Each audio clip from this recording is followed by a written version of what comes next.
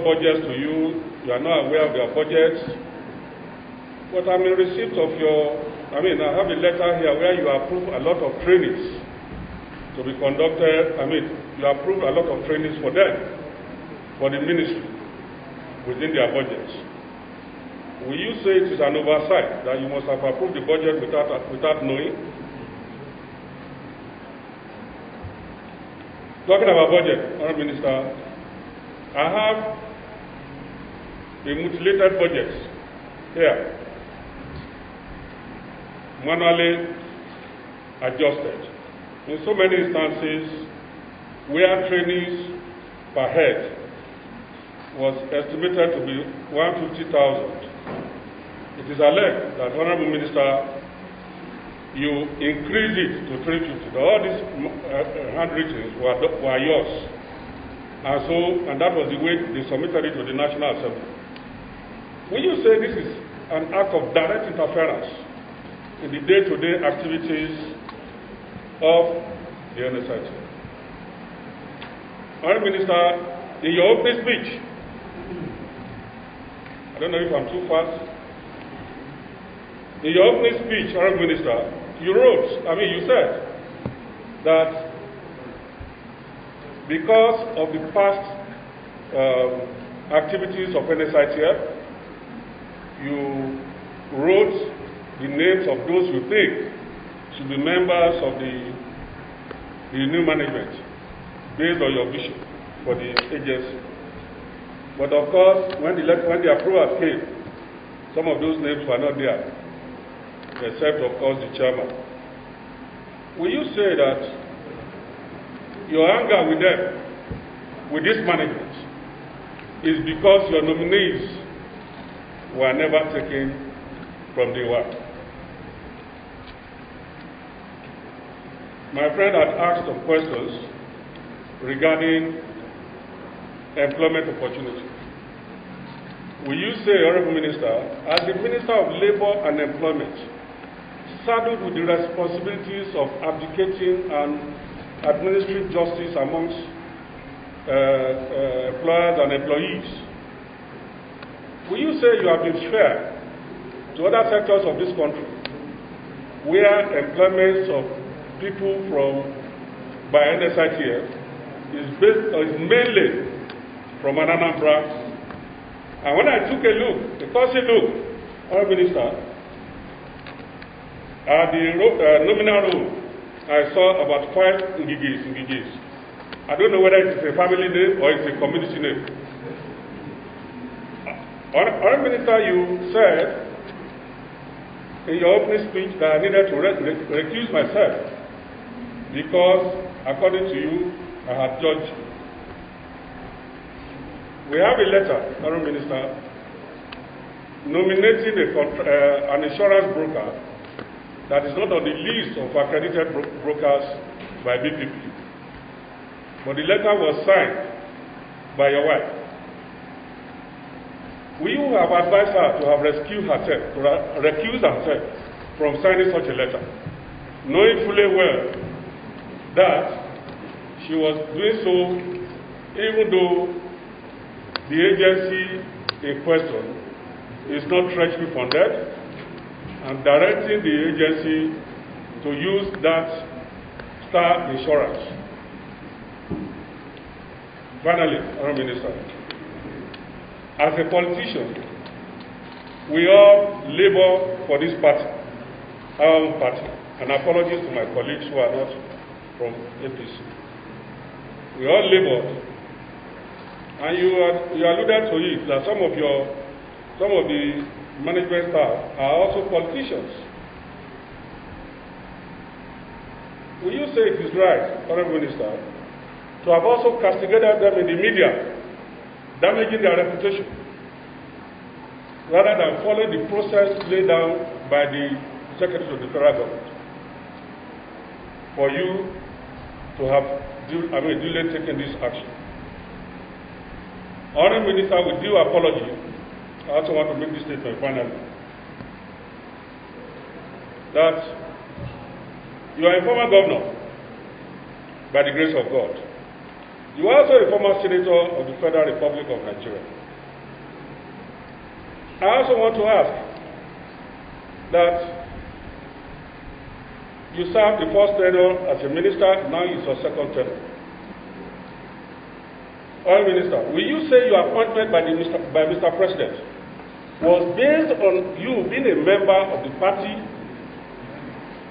or because of your personality or because of your performance for the president at the election? Because I look at the results, I discovered that in your local government, you scored 2,202 for the president, while the PDP scored 17,000 plus.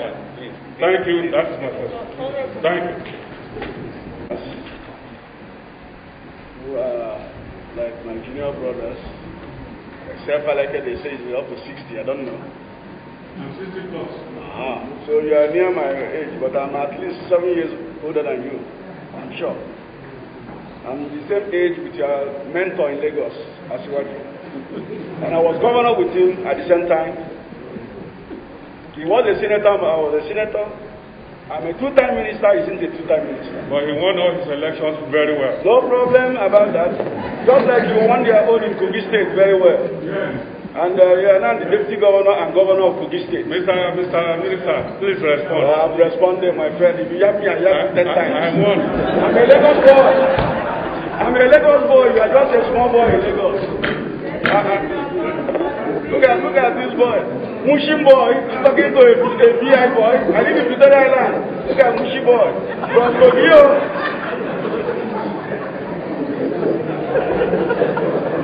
Yeah, Boroko, just go. I don't get time for you. Kilo share.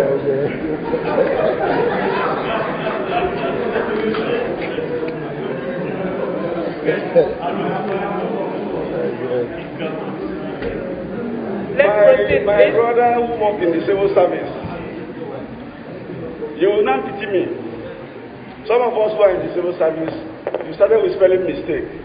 I correct spelling mistakes every day. Don't do so.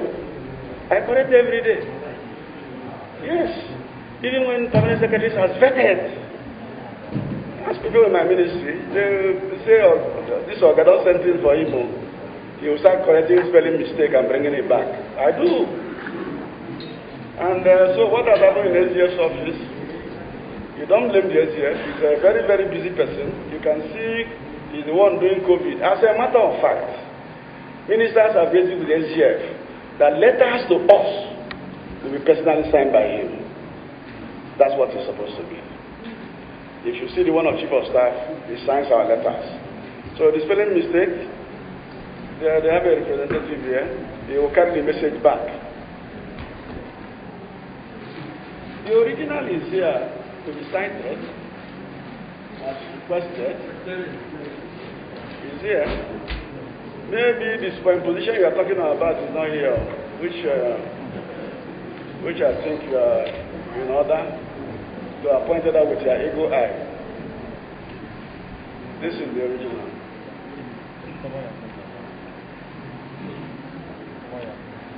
By the ingenuity of parliamentary procedures, we managed to get the original from you. No. I just gave you the copy. I told you I have the original. You know, in every business there's a trick. Yeah. You wouldn't have given us this copy. But you can see that even the spelling mistake is in that one too. So the original doesn't remove your spelling mistake. Foreign Minister, if I were SGF, I would not accept this permanent secretary to send that letter to you. He's going in September. Give the benefit of the doubt. He's tired.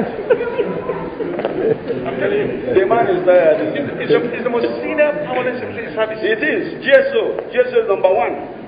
Number one. He will make mistake on a letter. Before he will sign, he will correct it. And he will send it to the cabinet minister. I agree. I'll bring it to their attention. Thank you very much, Honorable. Okay. Secretariat. Yes. You are cited. Secretariat. So we'll keep this copy. No, Honorable. We have reached an agreement. I will get you your own copy. And I will get you a copy certified. I will stamp it certified. We don't need a certified copy. Which one do you need now? We'll get this copy from the No. I have a boss. I will get his permission. Madam Chair, can you give Secretary to give me back now? No. The photocopy I said. Because you see, Honorable has said that they have a lot of tricks in their bank. Honorable Minister, you provided a witness, you tendered a document. Honorable, don't worry now. You don't have authority to withdraw it. I have assured you, don't worry. No. I'm a man of honor, don't worry, I belong here. Don't worry. Nothing's wrong. Chairman. Where we've given you back the original copy, is it? No, Chairman, if you don't want to write that I tendered, it's fine. But give me back this. Yes. Would it be accepted or noted by the committee that we did not see you did not present any supporting document later, that I will to show that, Honorable Minister, the crux of this investigation is to ensure that there were procedural compliance. While we are going through your documents and documentations and presentations, the approval from the President is the only thing you have on hand. You have suspended them. Take me for my word that before Thursday I will give you a communication on this. Yes.